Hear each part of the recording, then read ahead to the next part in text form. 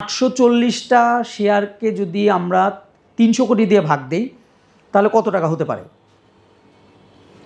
আমি হিসাব করেই রাখছি আগে থেকে, সময় যদি নষ্ট করবো না। আপনাদেরকে একজন ক্যালকুলেটর বের করে যদি বলি হিসাব করেন, তাহলে তো আপনার হিসাব করবেন, অনেকক্ষণ সময় লাগবে। আমি বলে দিচ্ছি 35 লাখ টাকা করে ভাগে আসবে, অর্থাৎ 7 লক্ষ টাকা। বা এরকম একজন যদি কেউ ইনভেস্টমেন্ট করে 5 বছর, 6 বছর, 7 বছরও যদি লাগে, আমাদের টার্গেট কিন্তু 48 মাস অলরেডি আমরা সেল করতেছি। ধরে নেন আমি 4 বছর বলতেছি, আপনার এটা কথা হুজুর আপনার কথা আমি মানি না, এটা 4 বছরে হবে না। কয় বছরে হবে?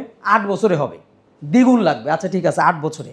আমাকে বলেন বাংলাদেশে কোন ব্যাংক আছে যিনি আপনাকে 8 বছরে 5 গুণ প্রফিট দেবে এবং হালাল? কিন্তু সবচেয়ে বেশি আমার জানা মতে ব্র্যাক ব্যাংক দেয় 9%। 7 লাখ টাকা ডাবল হতে প্রায় 9 বছরের মতো লাগবে,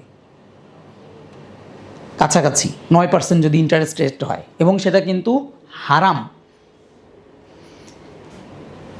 এই যে 35 লাখ টাকা, এখানে একটা ইম্পর্টেন্ট কথা আমি বলি, যেহেতু টাকা পয়সার কথা বলতেছি। আমি কিন্তু বলছি যে আমাদের ল্যান্ড শেয়ারের মূল্য হচ্ছে 5.5 লাখ টাকা দিয়ে শুরু, 8,65,000 টাকা দিয়ে শুরু, 65,000 দিয়ে শুরু। তার মানে ধরেন যে আমরা 2 বছর 3 বছরের ভেতরে অর্ধেক শেয়ার বিক্রি করে ফেলছি। পরের 3 বছরে গিয়ে যদি আমরা রেট বাড়াই, নাকি আমরা তো রেট বাড়াবো না, নাকি এরকমই তো মনে হয়।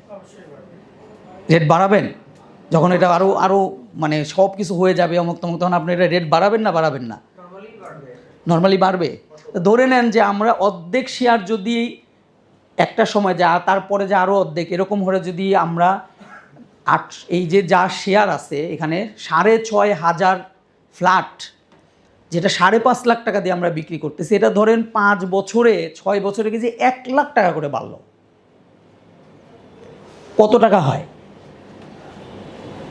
একটু ক্যালকুলেশন করে। এটা আমি আর করবো না, আপনারা করেন। 1 লাখ 2 লাখ করে যদি বাড়ে, অর্ধেকটা যদি বাড়ে 2-3 লাখ 4 লাখ টাকা করে যদি বাড়ে, আমি কিন্তু আগেই বলছি আমাদের কস্টিং কিন্তু আমরাও আগে করছি, চাঁদা দেওয়া লাগবে এটাও কিন্তু ধরছি। 350 কোটি টাকার মধ্যে কিন্তু আমাদের 5 বছরের সব খরচ আছে, জমির দাম কিন্তু আলাদা ধরছি। সুতরাং আগামীতে কিন্তু আমাদের খরচ বাড়বে না।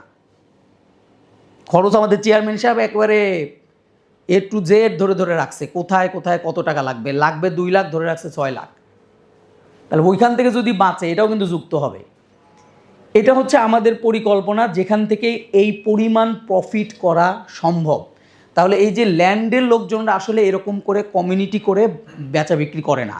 দেখবেন যারা ল্যান্ডের শেয়ার বা ল্যান্ড বিক্রি করে, ফ্ল্যাট বিক্রি করে, এরা একজন মার্সিডিজ বেঞ্জ গাড়ি ব্যবহার করে, হিউজ দামি গাড়ি, ভাবসাবি অন্যরকম। উনি একটা রিয়েল এস্টেট বড় কোম্পানির মালিক, যারা ঠিকঠাক মতো বিজনেস করে।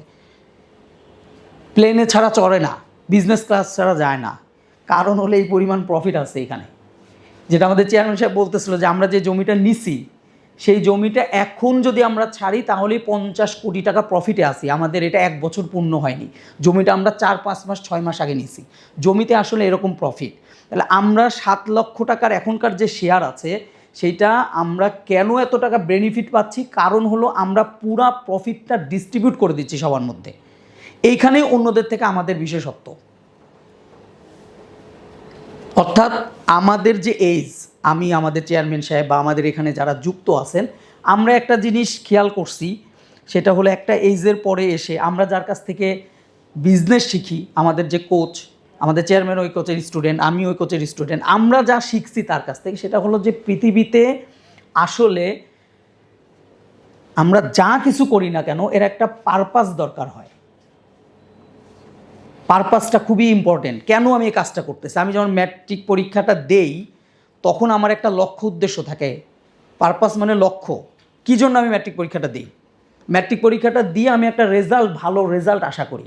এরপরে ওই রেজাল্টের পরে গিয়ে ইন্টারমিডিয়েটে গিয়ে আমি আরও ইন্টারমিডিয়েটটাকে ভালো করতে হবে। ইন্টারমিডিয়েট মধ্যে ভার্সিটির পরে ইঞ্জিনিয়ার হতে হবে অথবা ডাক্তার হতে হবে, এরকম প্ল্যান থাকে। কেউ ইন্টারমিডিয়েট থেকেই চলে যায় আর্মিতে, কেউ চলে যায় ডাক্তারিতে।